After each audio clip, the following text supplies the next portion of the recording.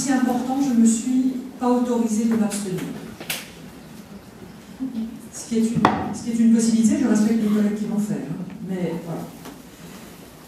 Le débat est dans l'espace public depuis l'été dernier, et j'ai rencontré vraiment beaucoup de gens, beaucoup d'homosexuels, beaucoup de personnes opposées au mariage pour tous, un certain nombre de religieux aussi, parce que je suis de la confession catholique, et la question des cultes, c'est quelque chose qui est important pour moi d'ailleurs, dans cette terre concordataire qu'est l'Alsace, c'est une vraie richesse.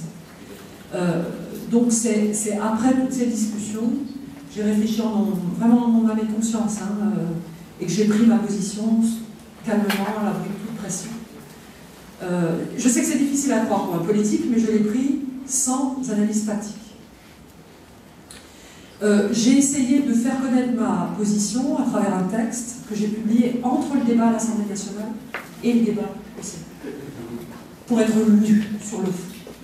Et le fond, brièvement, c'est: j'ai entendu l'aspiration des homosexuels à avoir droit au mot mariage.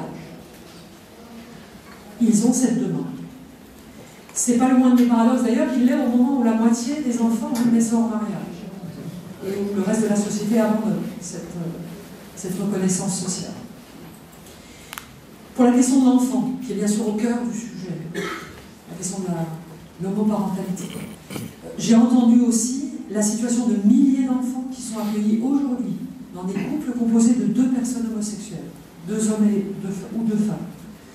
Et ces couples dans lesquels un seul parent a les droits parentaux, hein, pour inscrire l'enfant à l'école, pour autoriser à opérer, pour si l'autre décède. Hein, voilà. Ces enfants qui sont un peu dans une situation de droit non protégée.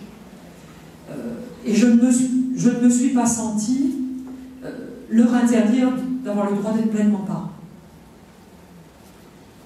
Même s'ils ont une orientation sexuelle qui n'est pas la mienne. Voilà les éléments très vite explicités de mon choix. Mais à nouveau, c'est un choix très personnel. Je respecte les gens qui ont un autre choix et qui ne le disent pas. Alors après, j'ai reçu beaucoup de mails, d'appels, etc. Alors il y a des courriers très personnels, de personnes qui m'expliquent et que voilà, j'essaie soit de leur répondre par écrit, soit de discuter avec eux quand c'est des personnes que j'apprécie, qui m'apprécient. Après, il y a des masses de mails. Les mails, c'est redoutable, hein. Vous n'étonnez pas si je réponds plus à mail parce que mes boîtes sont pleines. Des mails plus systématiques. Voilà, là c'est. Voilà, j'essaie d'y répondre brièvement. Puis après, j'ai reçu des trucs plus. Avec des dessins, des machins. C'est tellement excessif que. Voilà. Mais je dois dire qu'il y a aussi des lettres. Après, il y a le débat. Il y a eu le jeu politique. Clairement, pour le gouvernement en place, c'était un écran. Parce que la difficulté aujourd'hui de la société, c'est pas le sujet central, c'est pas la question du statut des personnes homosexuelles.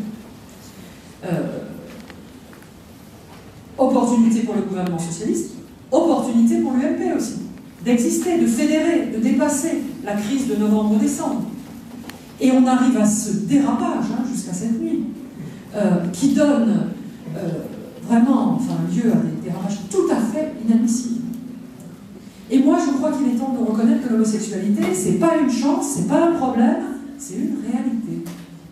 Et de gérer ça de manière, voilà, cette réalité de manière aussi apaisée que possible.